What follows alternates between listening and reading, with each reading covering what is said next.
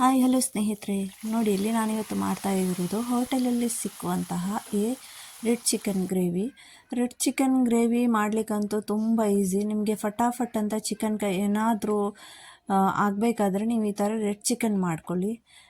ನಾನಿವತ್ತು ಖಾದರ್ನ ಬರ್ಡೇ ಇರೋದ್ರಿಂದ ಸ್ಪೆಷಲಾಗಿ ಇದು ಮಾಡ್ತಾ ಇದ್ದೇನೆ. ಮಕ್ಕಳಿಗೆಲ್ಲ ಚಿಕನ್ ಇಷ್ಟ ಅಂತ, ಅದಕ್ಕೋಸ್ಕರ ಇಲ್ಲಿ 1 kgಗಿಂತ ಸ್ವಲ್ಪ ಜಾಸ್ತಿ ಚಿಕನ್ ತಗೊಂಡಿದ್ದೇನೆ.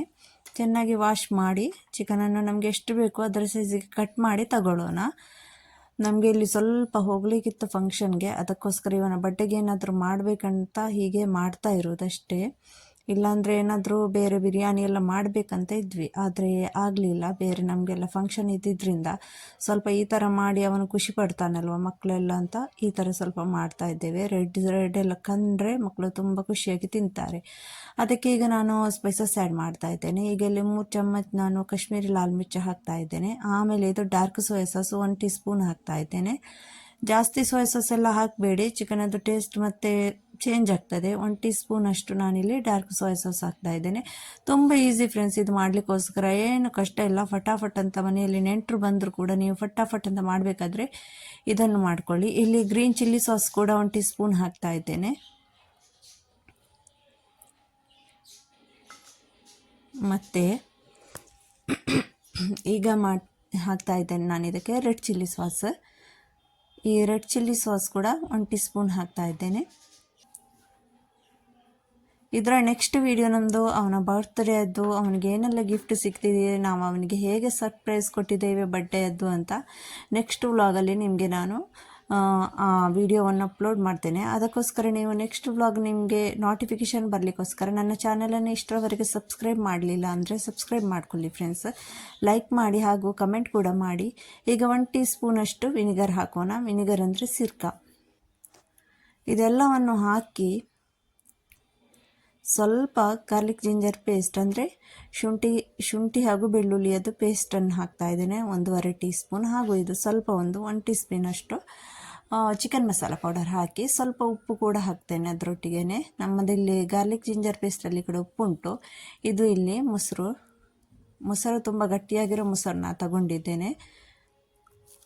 ಅರ್ಧ kg ಮೊಸರು ಇದು. ಇದರಲ್ಲಿ ನಾನು 2 ಸ್ಪೂನಷ್ಟು ಉಳಿಸಿದ್ದೇನೆ. ಮತ್ತು ಎಲ್ಲ ಅರ್ಧ kgಯಲ್ಲಿ ಎಲ್ಲ ಮೊಸರನ್ನು ಇದಕ್ಕೆ ಆ್ಯಡ್ ಮಾಡಿದ್ದೇನೆ. ಮೊಸರಿಂದಲೇ ಇದಕ್ಕೆ ಗ್ರೇವಿ ಆಗೋದು. ಅದಕ್ಕೋಸ್ಕರ ಚಿಕನ್ 1 kgಗಿಂತ ಮೇಲೆ ಇದ್ದರೆ ಅರ್ಧ kgಯಷ್ಟು ಮೊಸರು ಹಾಕ್ಕೊಳ್ಳಿ. ಸ್ವಲ್ಪ ರೆಡ್ ಫುಡ್ ಕಲರ್ ಹಾಕಿದ್ದೇನೆ, ಯಾಕಂದರೆ ಮಕ್ಕಳಿಗೆಲ್ಲ ಚೆನ್ನಾಗಿ ರೆಡ್ ಥರ ಕಾಣಲಿ ಅಂತ. ಇದರ ಹೆಸರೇ ರೆಡ್ ಚಿಕನ್ ಅಂತ. ಈಗ ರೆಡ್ ಕಲರ್ ಅಂತ ಬೇಕಲ್ವ ಸ್ವಲ್ಪ. ಇದನ್ನೆಲ್ಲ ಚೆನ್ನಾಗಿ ಮಿಕ್ಸ್ ಮಾಡ್ಕೋತೇನೆ. ಚೆನ್ನಾಗಿ ನಾವು ಕೈಯನ್ನೆಲ್ಲ ತೊಳ್ಕೊಂಡು ಮಿಕ್ಸ್ ಮಾಡ್ಕೊಳ್ಳೋಣ. ಈ ಥರ ಕೈಯಲ್ಲಿ ಮಿಕ್ಸ್ ಮಾಡಿದ್ರೇ ಚೆನ್ನಾಗಿ ಮಿಕ್ಸ್ ಆಗೋದು ಫ್ರೆಂಡ್ಸ್ ಅದು. ಈಗ ಇದನ್ನೊಂದು ಅರ್ಧ ಗಂಟೆಗಿಂತ ಜಾಸ್ತಿ ಮ್ಯಾರಿನೇಟ್ ಮಾಡಲಿಕ್ಕೋಸ್ಕರ ಇಡ್ತೇನೆ. ಮೇಲಿಂದ ಸ್ವಲ್ಪ ಕಸ್ತೂರಿ ಮೇಥಿ ಕೂಡ ಹಾಕ್ತೇನೆ ನಾನು. ಬೇಕಾದರೆ ಸ್ವಲ್ಪ ಗರಂ ಮಸಾಲ ಪೌಡರ್, ಇಷ್ಟ ಅಂದರೆ ಗರಂ ಮಸಾಲ ಸ್ವಲ್ಪ ಹಾಕ್ಕೊಳ್ಳಿ. ಈಗ ಇದನ್ನು ಅರ್ಧ ಗಂಟೆಗಿಂತ ಸ್ವಲ್ಪ ಜಾಸ್ತಿ ಟೈಮ್ ಇಡ್ತಾ ಇದ್ದೇನೆ ನಾನು ಮ್ಯಾರಿನೇಟ್ ಮಾಡಲಿಕ್ಕೋಸ್ಕರ. ತುಂಬ ಜಾಸ್ತಿ ಟೈಮ್ ನಿಮ್ಮ ಹತ್ತಿರ ಇದ್ದರೆ ಸ್ವಲ್ಪ 1 ಗಂಟೆ ಕೂಡ ಇಡ್ಬೋದು ನೀವು. ಟೈಮ್ ಇಲ್ಲ ಅಂದರೆ ಪರವಾಗಿಲ್ಲ, ಹಾಗೆ ಕೂಡ ಫಟಾಫಟ್ ಮಾಡ್ಬೋದು. ಈಗ ಇಲ್ಲಿ ನಾನು ಅದರೊಟ್ಟಿಗೆ ಬಾಸ್ಮತಿ ರೈಸ್ ಮಾಡ್ತಾ ಇರೋದು.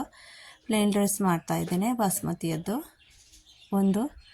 ಒಗ್ಗರಣೆ 1-2 ಈರುಳ್ಳಿಯಲ್ಲಿ ಒಗ್ಗರಣೆ ಹಾಕಿ ಈ ರೈಸ್ ಮಾಡ್ತಾ ಇರೋದು. ಇದಕ್ಕೇನು ಗರಂ ಮಸಾಲೆ ಏನು ಆ್ಯಡ್ ಮಾಡ್ತಾ ಇಲ್ಲ ನಾನು. ಈ ಥರ ಬಾಸ್ಮತಿ ರೈಸನ್ನು ಮಾಡಿದರೆ ಸಿಂಪಲಾಗಿ ತುಂಬ ಚೆನ್ನಾಗಿ ಬರ್ತದೆ ಈ ಥರ ಚಿಕನ್ ಗ್ರೇವಿ ಒಟ್ಟಿಗೆಲ್ಲ ತಿನ್ನಲಿಕ್ಕೆ.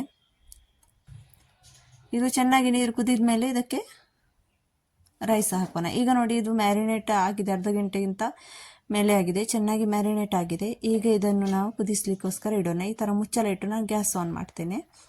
ಈ ಥರನೇ ಕುದೀತಾ ಇರಲಿ ಅದು. ಈಗ ಇದು ಮೊಸರದೆಲ್ಲ ನೀರು ಉಂಟಲ್ವ, ಅದೆಲ್ಲ ಚೆನ್ನಾಗಿ ಬಿಡ್ತದೆ.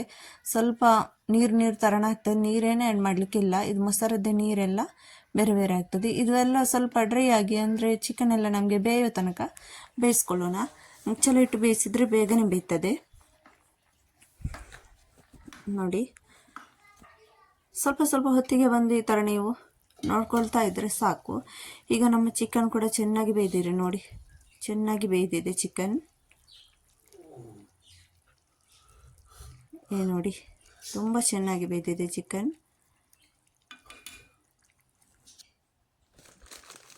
ಈಗ ಇಲ್ಲಿ ನಾನು ಕಾರ್ನ್ಫ್ಲವರ್ ರೆಡಿ ಮಾಡ್ತೇನೆ. ಈಗ ಚಿಕನ್ ಎಲ್ಲ ಬೇಯ್ದು ಮಸಾಲೆ ಎಲ್ಲ ಚೆನ್ನಾಗಿ ಸ್ವಲ್ಪ ಡ್ರೈ ಆದಮೇಲೆ, ತುಂಬ ಡ್ರೈ ಮಾಡ್ಕೊಡ್ಬೇಡಿ, ನಿಮ್ಮ ಇಷ್ಟ, ತುಂಬ ರಸ್ ಥರ ಇಡಬೇಡಿ. ಈಗ ಇದಕ್ಕೆ 2 ಟೀ ಸ್ಪೂನ್ ನಾನು ಕಾರ್ನ್ಫ್ಲವರ್ ಹಾಕಿ ಸ್ವಲ್ಪ ನೀರು ಹಾಕಿ ಚೆನ್ನಾಗಿ ಕಲಿಸ್ಕೊಳ್ತೇನೆ. ಇದನ್ನು ನೋಡಿ, ಈ ಥರ ಗಮ್ಸ್ ಇರಬಾರ್ದು, ಚೆನ್ನಾಗಿ ಇದನ್ನು ಮಿಕ್ಸ್ ಮಾಡ್ಕೊಳ್ಬೇಕು ಕಾರ್ನ್ಫ್ಲವರ್.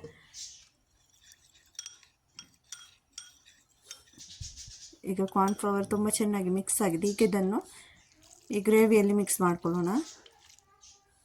ನೋಡಿ, ಈ ಥರ ಮಾಡೋದ್ರಿಂದ ಸ್ವಲ್ಪ ನಿಮಗೆ ಗ್ರೇವಿ ಎಲ್ಲ ತುಂಬ ದಪ್ಪವಾಗಿ ಬರ್ತದೆ, ತೆಳುವಾಗಿರುವುದಿಲ್ಲ. ಟೇಸ್ಟ್ ಕೂಡ ಇದರಲ್ಲಿ ಬೇರೆಯೇ ಚೇಂಜಸ್ ಇರ್ತದೆ. ಈಗ ನೋಡಿ, ತುಂಬ ಒಂಥರ ಇದರದ್ದು ಥಿಕ್ನೆಸ್ ತುಂಬ ಚೆನ್ನಾಗಿ ಬಂತು ನೋಡಿ. ಸ್ವಲ್ಪ ಕುದಿಲಿಕ್ಕೆ ಇಡೋಣ, ಒಂದು 5 ನಿಮಿಷ ಅಷ್ಟೇ ಸಾಕು. ತುಂಬ ಜಾಸ್ತಿ ಕಾರ್ನ್ಫ್ಲವರ್ ಹಾಕ್ಕೊಳ್ಬೇಡಿ, ಮತ್ತು ತುಂಬಾ ಕಾರ್ನ್ಫ್ಲವರ್ದು ಟೇಸ್ಟ್ ಚೆನ್ನಾಗಿರೋದಿಲ್ಲ. ಎಷ್ಟು ಬೇಕು ಅಷ್ಟೇ ನೋಡಿ, 1 ಟೀ ಸ್ಪೂನ್ 2 ಟೀ ಸ್ಪೂನ್. ಜಾಸ್ತಿ ಚಿಕನ್ ಇದ್ದರೆ 2 ಟೀ ಸ್ಪೂನ್ ಹಾಕಿ, ಕಮ್ಮಿ ಚಿಕನ್ ಇದ್ದರೆ ಅರ್ಧ ಟೀ ಸ್ಪೂನಲ್ಲಿ ಕೂಡ ಆಗ್ತದೆ ನೋಡಿ. ಈಗ ತುಂಬ ದಪ್ಪವಾಗಿ ಇದರದ್ದು ಗ್ರೇವಿ ಬಂದಿದೆ. ಇಲ್ಲಿ ನಮ್ಮದೀಗ ರೈಸ್ ಕೂಡ ಬಾಸ್ಮತಿ ರೈಸ್, ಪ್ಲೇನ್ ರೈಸ್ ಕೂಡ ರೆಡಿಯಾಗಿದೆ ನೋಡಿ. ತುಂಬ ಚೆನ್ನಾಗಿ ಬಂದಿದೆ ರೈಸ್ ಕೂಡ.